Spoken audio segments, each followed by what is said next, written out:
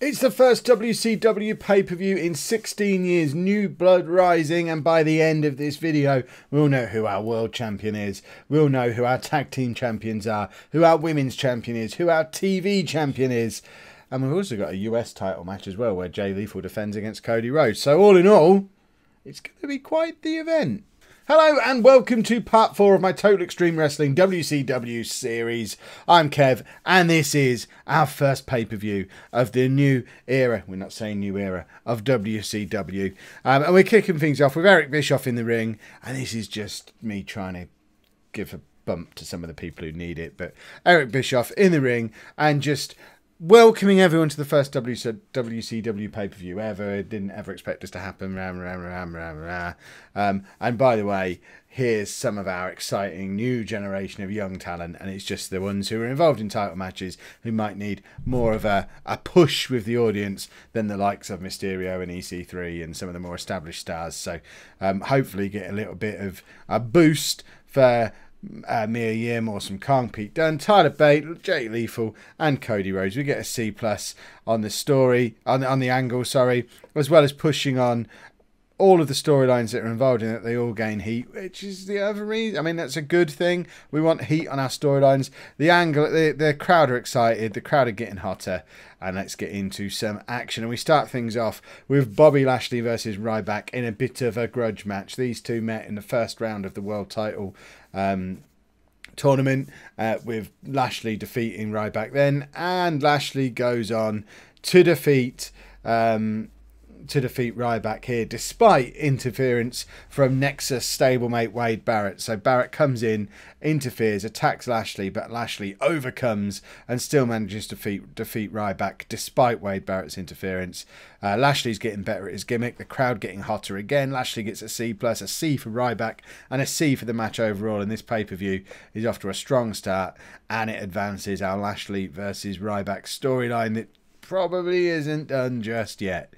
And then we have an angle with the new Nexus. Not the new Nexus, they were rubbish. This is the new version of the Nexus. So it's Wade Barrett, Ryback, Justin Gabriel and Courtney Rush. And it's Barrett saying, well, we had a little bit of a back and forth about who was leading the Nexus these days. Obviously, I did back in the day. But Ryback, you've done well for yourself in recent years. You would have had a good shout for being the leader. But now you've lost to Lashley, I guess I'm going to continue as leader after all. Gabriel and Rush both agree with Barrett. Ryback looks a little bit disgruntled, but eventually just sort of goes along with it. It advances the Lashley-Ryback storylines, the Morrison-Barrett storylines, and gets a C for the segment overall. This is still a positive pay-per-view. This is going well. And then we move into Shelton Benjamin versus Damien Sandow. Possibly one of those matches that just gets on the pay-per-view just to give people a match on a pay-per-view. Haven't necessarily got much of a storyline going for Benjamin or Sandow yet, but we do get Damien Sandow picking up a win purely on the basis that he's a little bit younger than Shelton Benjamin, and Benjamin can probably eat the loss a little bit easier. I don't think we've had Shelton Benjamin win a match yet in WCW, so we probably need to rectify that sooner rather than later. Benjamin gets a C+, Sandow a C-. We get a C+ for the match. And then move on into our big grudge match of the evening. This has been, I would argue, the hottest feud we've got in WCW at the moment. They've been at each other's throats the whole time. And it's for the TV title. It's Tyler Bate versus Pete Dunne. We're gradually improving these two, but it is a gradual process. But at least we finally have a title on one of them, and it goes to Pete Dunne, who defeated Tyler Bate with a pinfall in just under 13 minutes.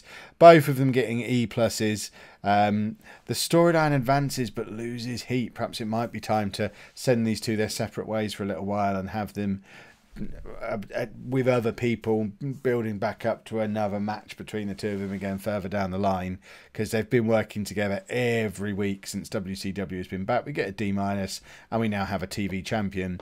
Tyler Bate needs a rematch though before we move on though, surely. And then we have our tag title match. We expected it to be the Young Bucks against the Briscoe brothers, but you know how we all love a surprise. And now Chris Sabin's fit again after being injured for the first 3 weeks of Nitro.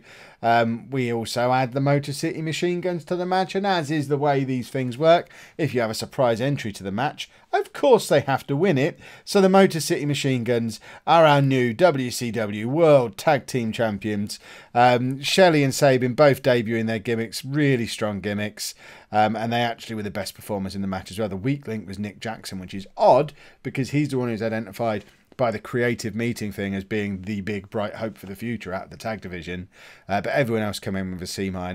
We get a C- on the segment as a whole. It advances our tag title storyline, but again we lose a little bit of heat, probably because I don't know if I've added the Motor City Machine Guns to that storyline. So having both of the teams involved in the storyline losing, that is going to lose a bit of heat on that storyline. But now it just becomes a three-way storyline. We've got three proper tag teams now, and we can certainly do some fun things with them, hopefully.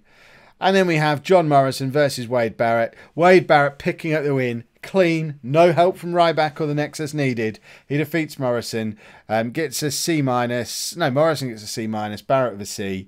And we've actually advanced the storyline without losing any heat. Yay! We get a C for the segment. Wade Barrett absolutely established now as the leader of the Nexus here in WCW. And now we have our women's title match. It's Mia Yim versus Awesome Kong. Awesome Kong absolutely dominates, but Mia Yim picking up the win with a submission, with a guillotine choke. She wins the WCW women's title.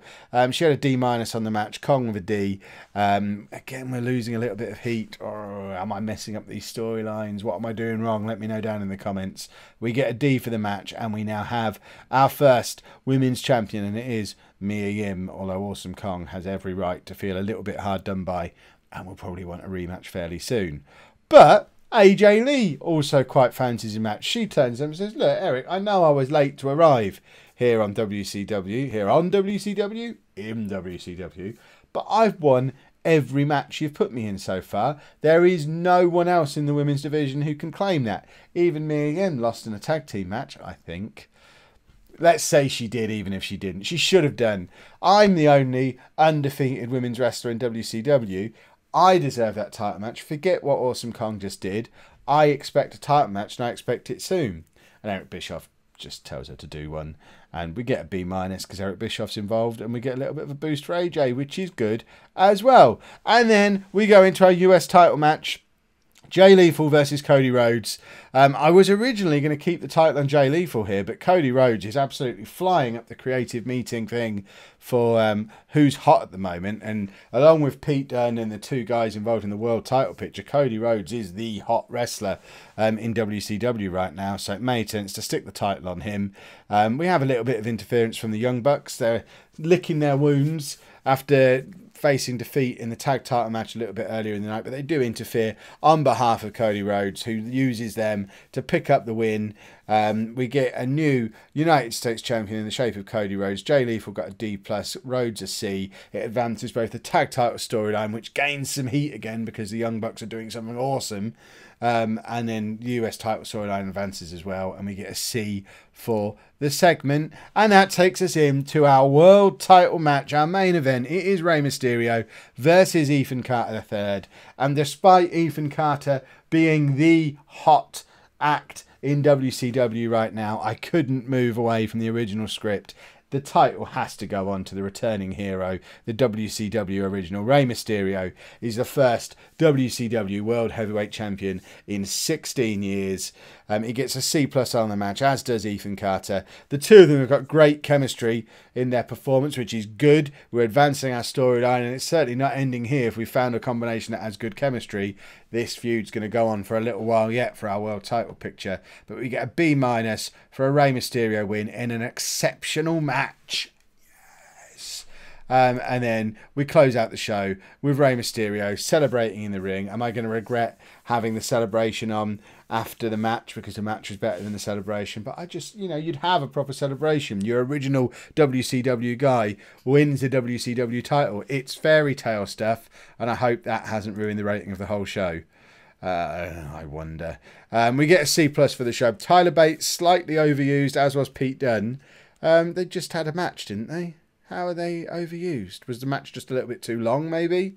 So the two of them slightly overused. Other than that, we get a C+ for our first pay-per-view. That's not a disaster. Let's make a speech. So who did really well? Rey Mysterio.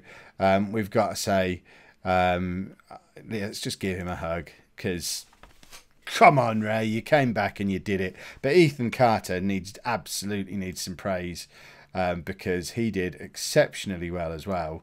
And same with, who else did really well? Let's say Cody Rhodes, and let's compliment him for a good performance as well. Make the speech. Mysterio's pleased, Ethan Carter's pleased, Cody Rhodes is pleased, everybody's pleased. Excellent work. If you enjoyed that, please make sure you pop a like on there for me. Subscribe to the channel if you'd like to see more. And thank you very much for watching.